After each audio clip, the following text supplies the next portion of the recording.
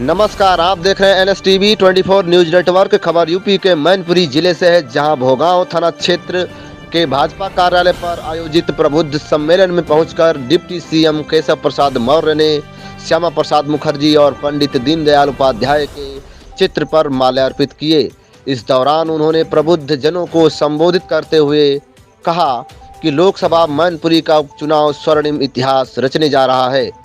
67वें सांसद के रूप में आगामी 8 दिसंबर को रघुराज साक्य की लोकसभा में भव्य ताजपोशी होगी।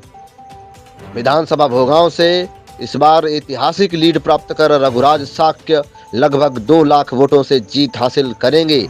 जनपद की सभी विधानसभा सीटों पर इस बार भाजपा अपना परचम लहराकर समाजवादी पार्टी की पारिवारिक विचारधारा को ध्वस्त कर देगी। इस मौके पर पूर्व मंत्री राम नरेश अग्निहोत्री, शिव कुमार दुबे, डॉक्टर मनोज दीक्षित, आशीष तिवारी, बॉबी मिश्रा, शिवम गुप्ता, आस्तेंद्र गुप्ता, सुनील राजपूत, गौतम कठेरिया, गौरव साक्य, डॉक्टर राधाकृष्ण बौद्ध सहित तमाम लोग मौजूद रहे। आइए देखते हैं पूरी खबर। सहयोगी संवाददाता नेत्रपाल श्रीवास्तव के साथ। अधिक जानकारी के लिए लॉगिन करें www.nstv24media.wordpress.com।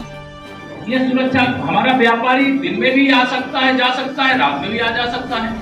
आज कोई ऐसी घटना कोई करने का साहस कर सकता है क्या?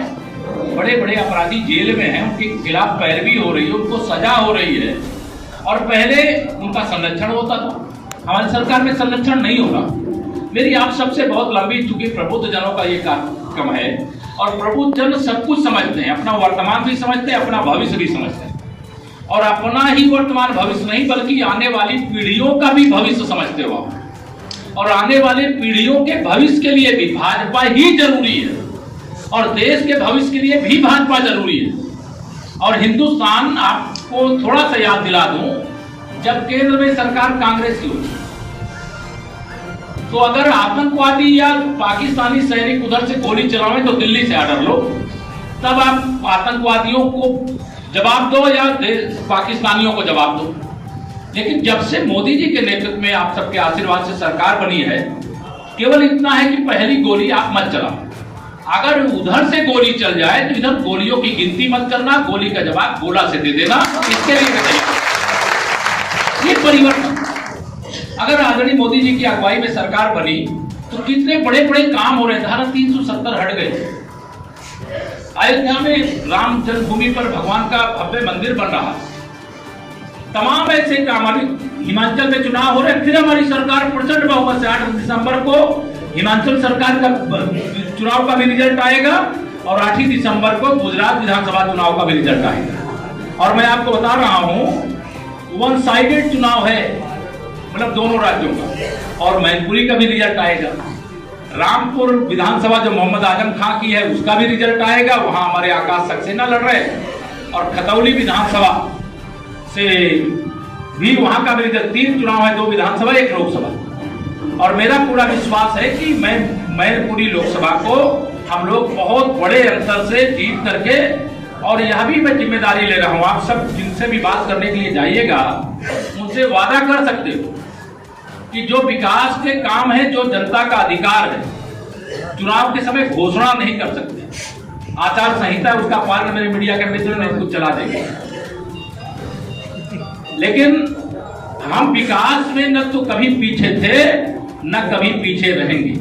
मैनपुरी की जनता को जो अधिकार है वो डबल इंजन की सरकार के माध्यम से आप तक पहुंचाने का काम करेंगे, आपको हम भरोसा दिलाते। जनसभा को संबोधित कर रहे थे, तो अभी कह रहे थे कि भारतीय जनता पार्टी के जो बड़े लीडर यहाँ आ रहे हैं वो वोट मांगने नहीं आ रहे, वो नेताओं से वोट मांगने आ रहे हैं, सेटिंग करने आ रहे हैं। नेताओं से, अधिकारियों से वोट मांगने आ रहे हैं, सेटिंग करने आ रहे हैं, डीएमएसपी पे दबाव बनाने की। श्री अखिलेश यादव जी अपनी जो चुनावी हार की संभावना है उसे देख करके इतने बौखलाए हैं, इतने घबराए हैं, तो उल जुलूल जिसको कहते हैं बयान देने का काम शुरू कर रहे हैं। लेकिन मैं श्री अखिलेश जी से ये कहना चाहता हूँ कि समाजवादी पार्टी का समाप्तवादी पार्टी बनना तय हो गया है। मैनपुरी लोकसभा क्षेत्र की जनता ने इस चुनाव को स्वयं अपने हाथों में ले लिया है। वह गुंडागर्दी से मुक्ति के लिए कमल के फूल पर वोट देने जा रहे हैं, और साइकिल को पंचर ही नहीं करने जा रहे हैं, साइकिल को खंड खंड करने जा रहे हैं। क्योंकि समाजवादी पार्टी ने मैनपुरी की जनता का बहुत शोषण किया है, बहुत अत्याचार किया है। उनके गुंडे, उनके अपराधी, उनके माफिया अब यहाँ बूथों पर कब्जा नहीं कर पाएंगे, बूथों को लूट नहीं पाएंगे, लोगों को लूट नहीं पाएंगे।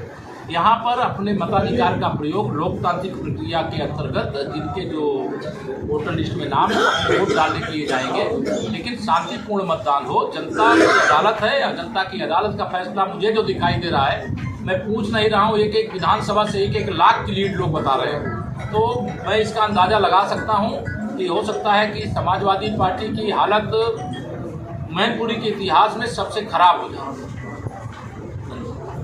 धन्यवाद।